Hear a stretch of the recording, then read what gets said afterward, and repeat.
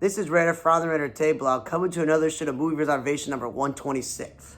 This past weekend was my friend roommate's bachelor party, and he didn't want to subject his friend to a crappy movie, even though I get everything from streaming to low budget to blockbuster movies. So we watched True Memoirs of an International Assassin. Yeah, it's an old movie. It has Rob Riggle. It has Andy Garcia and it has Kevin James. And like always, you can relate to Kevin James' blue-collar job at a dead-end thing. Boss doesn't treat him well, but he's also hustling to try to get the real job he wants, like me.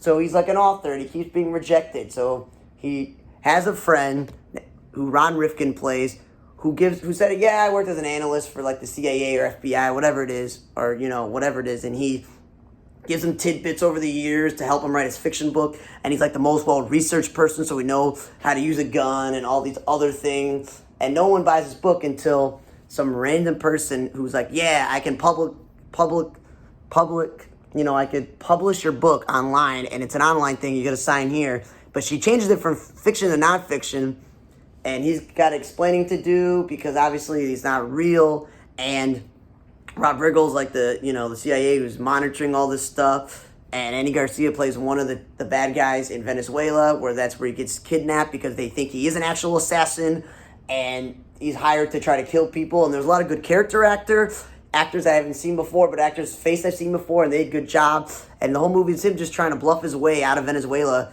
because people think he's an assassin. He works with this woman who's a DEA agent, they gotta save the day. There was a lot of good acting in this movie. I thought it was good, because Kevin James realized you gotta stop living in the fake world and live in the real world. And I was like, good. With the jokes that they mixed throughout, Kevin James, the other actors doing a very good job. I was like, you know what? This is a good movie. I would say I would watch it. It's barely 90 minutes. So yes, I really thought True Memoirs of International Assassin was great. The movies that I watched this week that I'm going to get to are The Nighthouse and Come True. Both are more of a psychological horror than like, ooh, ah, la, la, la, scary. So I give Rebecca Hall credit. She did a good job taking on this lead role in a movie, but the whole movie's like, well, my husband died, committed suicide, he built this house, I keep seeing him, and I'm being freaked out and scared, and I'm like, I don't know what's going on. And she's got a supportive neighbor, she's got a supportive friend who she works with, and it's just like, yeah, I really thought this movie was a bad movie, but, Vondi Curtis Hall played, Morris Chestnut's father and a judge before, was a good supporting role. His wife died years ago, so they always looked out for him. He noticed what the husband was doing, and the whole movie, I had to understand what was going on, because it looked like at the end of the movie she was going to commit suicide, but supposedly, you have to look up online that she died when she was younger, and she was resuscitated, and she had all these inner demons actually trying to kill her, and her husband was trying to protect her all this time, until the evil demons took over him and he died. And there's like a mirror of her to try to do it, and that he was killing women that looked exactly like her, thinking that if he took these women and killed her, that the evil spirits would take those women that look exactly like her. So when you have to go on the internet and you have to look up what the heck is going on and what's going on, and you're like, I'm not tired, I'm not, falling asleep, you're like, okay, barely an hour, 40 minutes. The saving grace, and Rebecca Hall is a gorgeous woman, and she did a great acting job. But again, bad movie, you gotta look it up on the internet. Then I watched Come True, where this woman is 18-year-old high school kid where she's having issues at home, so she's not sleeping at home. She rides a bike, she's got a caring friend.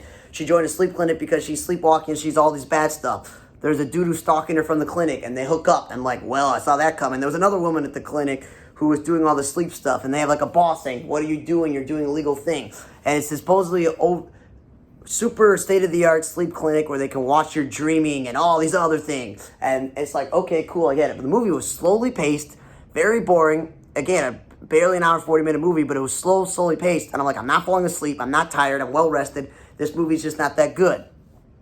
And the whole movie is like, well, she ends the movie with like fangs, and that she supposedly killed the guy she hooked up with and the woman from the other thing. And she doesn't know what to do because she was sleepwalking to the middle of nowhere, and she finds her phone. You're like, I don't know what's going on. Then the movie just ends like with a message saying, we don't know where in your subconscious dreams you see this, but you've been in a coma for 20 years, and we have the state-of-the-art new technology that we're trying to get people out of coma. So she's not in high school. Maybe that's when she went into the coma. And the fact is, I had to look this up on the internet also to be like, there's this evil dream world that's trying to take over, but then you're not sure if the dream world's real, if she's in the real thing, but it's in a coma. You're not sure what's going on. These people, who they are to her, these people. So it's like, again, when you have to look up on the internet what the heck is going on in these movies, and you get some more explanation, then it's a bad movie, okay? Then I watched Wildcat with Georgina Campbell and Luke Benoit. And again, I don't know what the library said this in action. It's a boring drama. They made many movies of people being captured in the Middle East, no matter if they're a reporter or an agent or a soldier. And there's only action is when she gets tortured. And then you're confused if the soldier's in the room with her or if she's just seeing him until they actually see him. And obviously he doesn't survive. And it's just like, again, saving grace, this movie is barely 90 minutes, but it's super boring, very slowly moving. My roommate was on in the room when I was watching some of it, and he goes, yeah, it's kind of boring. It's not that interesting. They've been there, done this before. She did not do a great acting job. It was okay. Wildcat kind of just like misleading title. Again, I don't know. There's been too many of these movies where it's like, oh my God, she's actually not a reporter. It's a cover story. She's actually an operative, and they're getting all this information out of her. Blah, blah, blah, blah, blah. And I'm just going to say this again. No need for this movie. It was a waste. And then I watched two movies that I actually thought, along with True Memoirs of an International Disaster, were the two best movies I watched. And you're going to be like, huh? Space Jam: A New Legacy? I'm like, yeah. LeBron James was stale acting. But you got to give credit to the writer, the director, that the movie was super funny. It had a flow to it. It had a story. It had a positive message for children. And LeBron James, like, loosened up in the movie. And, you know, you got to remember, this is not anything. I love Space Jam. I'm from Chicago. Michael Jordan's the legend. I've been watching Looney Tunes cartoons since I was a kid. They got nothing. It's just a separate movie, like the Jumanji movies with Alex Wolff and Dwayne "The Rock" Johnson. Nothing to do with the original. You just got to accept that. Okay, I like the 2D cartoon work. I like the 3D updated cartoon work. They showed all the Hanna-Barbera cartoons. You got Batman, It, Matrix, Harry Potter. It's pretty much any Warner Brother live action movie and cartoon like Iron Giant, King Kong. They had some Justice League characters in there, and that was cool. It was actually a way for Warner Brothers to just be like, wow, we got this whole entire library of live action movies and cartoons, and we could be in there, okay? Children acting, the agent, the wife, they did a very good job. They got Ernie Johnson to be in this movie like Charles was the original one. Little Rel was in there, Michael B. Jordan.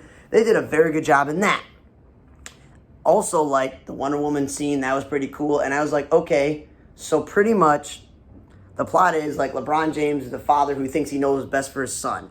But his son's this genius at making video games, and it turns out that it comes back to haunt them because then they're stuck in the video game, and he's got to play basketball to save his son, but then the whole world and all this other stuff. And I give Don Cheadle, the only real good actor in this movie, he did a very good job playing the villain, and he was like really selling it, that he had this AI technology that wanted LeBron James to work with him, but then got revenge on him and was like changing, he was cheating, he was changing things, he was manipulating LeBron's son to show that his father doesn't care about him.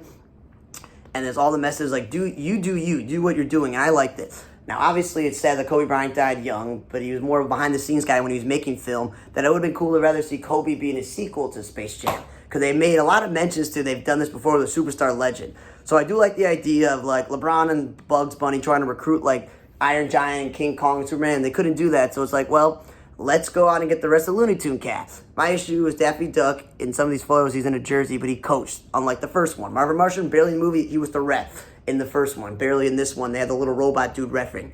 Okay? They even had the Goon Squad from the original movie characters in this one. They had Ngumuke, they had Tarasi, they had Klay Thompson, Damian Lillard, Anthony Davis, video game characters of themselves with these like creatures and stuff. That was pretty cool. You get some more NBA action in there. That was pretty cool. Some WNBA action.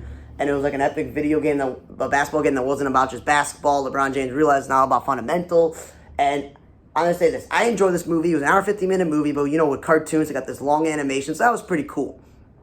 So it wasn't that long, but I enjoyed it. There was some funny moments because the writing was good, some cartoon moments, reliving my childhood, nostalgia, even though I don't like LeBron being a Bulls fan, that he didn't ruin the movie. It was an okay part of the movie, and they had some fun at an expense about all the stuff he's done in the NBA. I thought that was cool.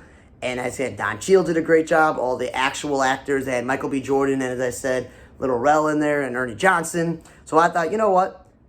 Separated from the other movie, it made me laugh. It made me cry up and tear up a bit because it was emotional and there was lessons. And I would say, I'm not going to say run out to watch this movie, but if it comes up on streaming or you see it at Redbox or at the library, I say go watch it. Then I watched the movie Iron Mask with my roommate, and it was because I was tired, not because this movie was bad. But Schwarzenegger, Jackie Chan, the guy playing the scientist, the guy playing the Russian czar, the scientist's wife, the Asian people in the movie, like Jackie Chan's daughter, they were all really good. It was basically about this dragon who had healing powers, and you had good warriors and sorcerers. Jackie Chan comes from that, and his daughter's the real heir. And she's traveling with the scientists, and Jackie Chan's been in prison because they imprisoned him so they can rule over that. And then they imprisoned the Russian guy so that they can rule over that. And Schwarzenegger plays the security, the head of the prison, and he's, lets anybody try to escape if they can beat him in a fight. But his huge German accent sticks on. I don't know if he's trying to be British, not British, but just like regular European. But it was interesting to see him fight in that role with the mustache, him fighting Jackie Chan. There was great martial arts. So pretty much, there's like evil sorcerers and evil witch who want money and greed, and they have all the power, and they're taking over China, and they want to take over the world.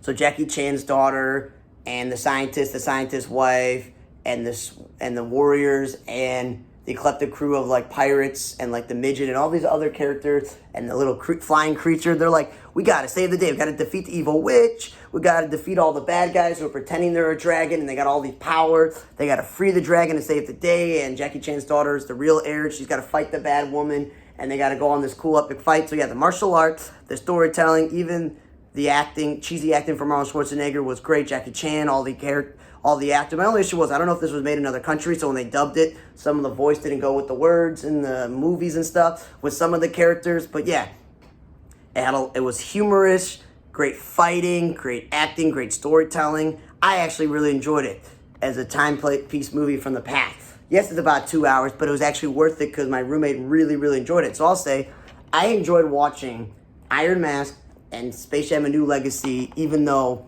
one is, takes place in the past, and there's like a martial arts, a little bit of comedy, and this was LeBron James in a movie. I'm not a huge fan. It's like I never watched the Kevin Durant Thunderstruck movie, but you just have to separate things in life and say, I actually enjoyed watching this. The critics were like, this is one of the worst things ever.